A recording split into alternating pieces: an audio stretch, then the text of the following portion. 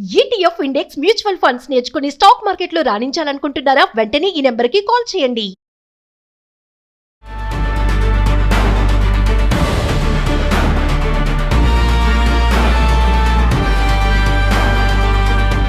Suman TV ప్రేక్షకులకు నమస్కారం. నేను మీ అనలిస్టు మందరి కృష్ణారెడ్డిని మాట్లాడుతున్నాను. భారతదేశంలో బంగారం, వెండి ధరలు బాగా పడిపోతున్నాయా?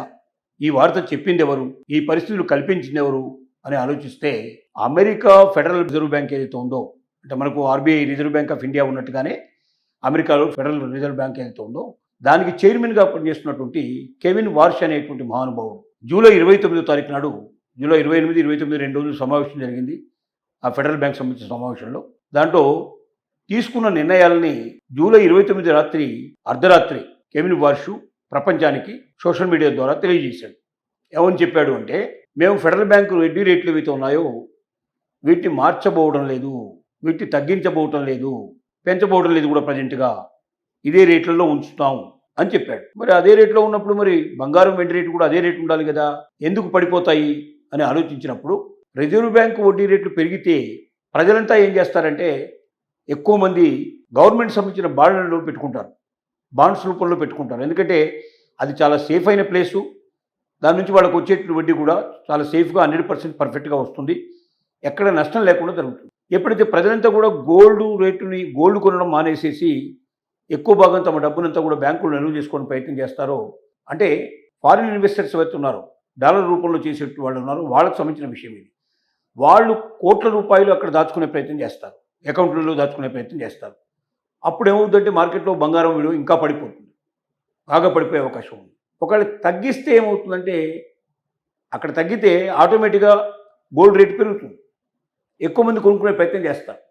ఎందుకంటే ఎప్పుడైతే వడ్డీ రేట్లు తగ్గిపోయాయో అప్పుడు బ్యాంకు లోపల బాండ్ రూపంలో పెట్టేటి వాళ్ళు తగ్గిపోతారు. వాళ్ళు తమ డబ్బును ఏం చేయాలనుకున్నప్పుడు ఆల్టర్నేటివ్ కనబడింది, బంగారం సేఫెస్ట్ ఇన్వెస్ట్మెంట్ కింద కనబడుతుంది కాబట్టి బంగారం కొనే ప్రయత్నం చేస్తారు. ఇది సహజంగా జరిగే విషయం. మరి ఇప్పుడు అలా బంగారాన్ని సహజంగా కొనే పరిస్థితిలో ఉండేప్పటి నుంచి మరి మనకు ఫెడరల్ బ్యాంకు తీసుకున్న నిర్ణయం ప్రకారంగా వడ్డీ రేట్లు పెరగడం లేదు. వడ్డీ రేటు పెరగకపోయినప్పుడు మరి అదే పరిస్థితిలో ఉండాలి కదా. అంటే ఇక్కడ ఏమొచ్చింది పరిస్థితి అంటే, వడ్డీ రేట్లు పెరుగుతాయనే ఆశతోటి చాలామంది ఉన్నారు, కానీ వడ్డీ రేట్లు పెరగడం లేదు. పెరగనప్పుడు ఏమవుతుందంటే బంగారం రేట్లు, వెండి రేట్ల మీద దాని ప్రభావం కొంత పడే అవకాశం ఉంది. ఇది రేటు తగ్గితే గోల్డ్ విపరీతంగా కొనే ప్రయత్నం జరుగుతుంది, రేటు బాగా పెరుగుతుందనే ఉద్దేశంతో చాలామంది ఏం చేశారంటే కొంతమంది కొనిపెట్టుకున్నారు.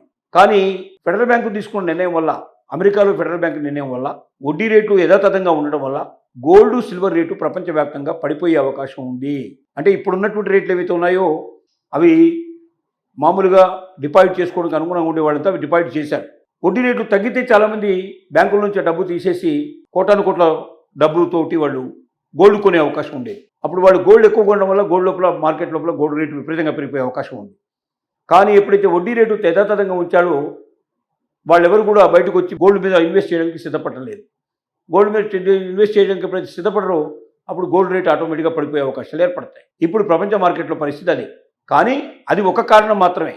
అంటే అమెరికా ఫెడరల్ రేటు తగ్గడం వల్ల గోల్డ్ రేటు పెరిగే అవకాశం, ఫెడరల్ రేటు పెరగడం వల్ల గోల్డ్ రేటు తగ్గే అవకాశం, యథాతథంగా ఉన్న కూడా గోల్డ్ రేటు తగ్గే అవకాశాలు ఉన్నాయనేది ఒక వాస్తవం.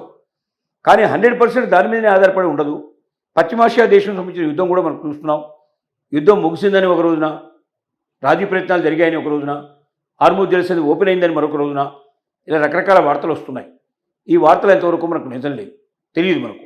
యుద్ధం ఇలాగే కంటిన్యూ అయితే కూడా యుద్ధం ప్రభావం పడి గోల్డ్ రేట్లు పెరిగే అవకాశాలు ఉండొచ్చు. కాబట్టి 100% అమెరికా ఫెడరల్ బ్యాంక్ యొక్క వడ్డీ రేట్లు యథాతథంగా ఉండడం వల్ల బాగా గోల్డ్ రేటు, సిల్వర్ రేటు పడిపోతుంది అన్న నమ్మకం కొంతవరకు నిజమైతే 100% మాత్రం కాదు. ఇంకా మిగిలినటువంటి కారణాలన్నీ కూడా దీనికి కారణం అవుతాయి. సపోజ్ రేపు శ్రావణ మాసం లోపల పెళ్లిళ్ళు అవుతాయి, ఇండియాలో చాలా శుభకార్యాలు చాలా జరుగుతాయి. పెళ్లిళ్ళకు, శుభకార్యాలకు రేట్ ఎంత ఉన్నా కూడా ఎంతో కొనుక్కోవడానికి ప్రయత్నం చేస్తారు. అలాంటప్పుడు ఇండియా లోపల కంపల్సరీగా రేట్లు పెరిగే పాసిబిలిటీస్ ఉంటాయి. కాబట్టి ఇలాంటి అనేక రకాల ఫ్యాక్ట్స్ దీంట్లో ఉన్నాయి. ఈ ఫ్యాక్ట్స్ను బట్టి వడ్డీ రేట్లు ఉంటాయి. కానీ ఫెడరల్ బ్యాంకు వడ్డీ రేట్లు కూడా ఒక బలమైన కారణంగానే మనం చెప్పుకోవచ్చు. దాని ప్రభావం ఎంత మేరకు ఉంటుందని మనం చెప్పలేం. రేట్లు అప్పుడే పడిపోయాయి అని కొనుక్కున్న వాళ్ళందరూ కూడా బాధపడిపోవాల్సిన అవసరం లేదు. కొన్న వాళ్ళంతా ఇంకా రేట్లు బాగా పడిపోతే కొనుక్కుంటాం కదా సంబరపడిపోవాల్సిన అవసరం లేదు. స్టడీగా ఉండండి. కనీసం ఇంకొక 4 రోజులకు కానీ మనకు పూర్తిగా దీనికి సంబంధించినటువంటి వార్త నిజమా కాదా, దానివల్ల ఫెడరల్ బ్యాంకు వడ్డీ రేట్లు యథాతథంగా ఉండటం వల్ల గోల్డ్ రేటు విపరీతంగా పడిపోతుందా, సిల్వర్ రేటు పడిపోతుందా అనేటువంటిది వేచి చూడాల్సిన విషయమే కానీ వెంటనే మనం నిర్ణయం తీసుకోవాల్సిన విషయం కాదు. దీనికి ప్రపంచ నిపుణులంతా చెప్తున్నట్టు మాట ఏమిటంటే, గోల్డ్ నిపుణులంతా పెరిగే ఛాన్సెస్ కూడా ఉన్నాయి, పడిపోయే ఛాన్సెస్ కాదు పెరిగే ఛాన్సెస్ కూడా ఉన్నాయి అంటున్నారు. కాబట్టి తొందరపడి కొన్నా తొందరపడి అమ్మినా మీరు బాధపడాల్సిన పరిస్థితులు ఏర్పడుతున్న అవకాశాలు ఉన్నాయి. ఇంకా కొంచెం కాలం వెయిట్ చేయండి. కొంచెం కాలం వెయిట్ చేసి ట్రెండ్ ఎట్లా ఉంటుందో చూసుకున్న తర్వాత కానీ మీరు నిర్ణయానికి రండి. ఇంకొక 2 మాసాలు కాకుండా వెయిట్ చేయాల్సిన అవసరం ఉంది. 2 months లోపల దీనికి ఏదో ఒక రకమైనటువంటి సొల్యూషన్ మనకు దొరికే అవకాశం ఉంది. గోల్డ్ రేట్లు పెరుగుతాయా లేక తగ్గుతాయనే విషయం స్పష్టంగా అర్థమవుతుంది.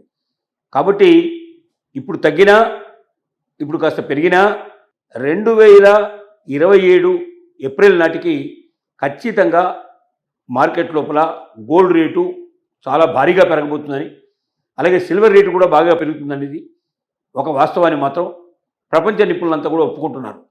కాబట్టి భవిష్యత్తులో పెరిగే అవకాశాలు ఉన్నప్పుడు ఇప్పుడు మన దగ్గర ఉన్నవి అమ్ముకొని మనం బాధపడటం అనవసరం.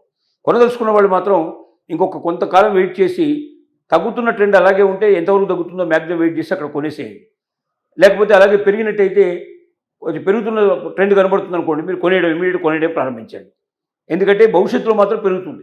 ఇప్పుడు పెరిగినా తగ్గినా ఫ్లక్చుయేషన్స్ ఉన్నా ఆ తర్వాత మాత్రం స్థిరంగా పడుతుంది. రోజు పెరగడమే తప్ప తగ్గడం ఉండదు.